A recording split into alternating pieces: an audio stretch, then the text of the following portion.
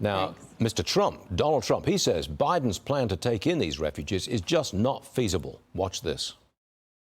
They will be impossible to vet, and as a result of chain migration, the numbers will quickly explode beyond all control. It's going to be out of control because under chain migration, they can bring everybody they ever touched. Under no circumstances shall we bring thousands of refugees from Hamas-controlled terrorist epicenters like Gaza to America. We just can't do it. South Carolina Congressman Russell Fry joins us again this morning. Congressman, is Trump right? Don't take them in?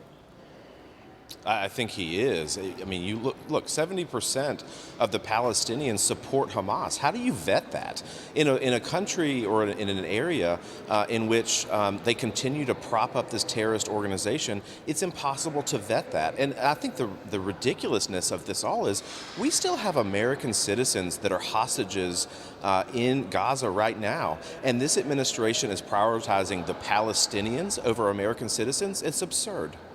So don't bring them in, period. Can you do anything about that in Congress? Well, we hope so. I think the pressure certainly is there, and I think what the American people certainly are not happy about this announcement. So certainly we hope that Biden administration holds back that and keeps these people out that might want to do our country harm. Next one, Congressman. According to a new report, Biden's aides believe that the protests at these colleges will just blow over. They don't think it's worth it for Biden to weigh in. What do you say to that, Congressman? Well, in a time where we need actual leadership in the White House, we, again, have absolutely none. I think it's abhorrent that, when these Jewish students can't even go to school, when Jewish professors are barred from even entering college campuses, and they're canceling commencements, that we have no voice of rationality from the White House. I think it is patently ridiculous, again, that we're not wading into this. And, you're seeing the actions on campus and the destruction that is being caused by these petulant children. We need real leadership in the White House to condemn these things. Can you imagine what the response would be if black students were being run off campus? If gay students were just run off campus? If it was anybody other than Jews, what do you think the reaction would be? It would be outrage across the board.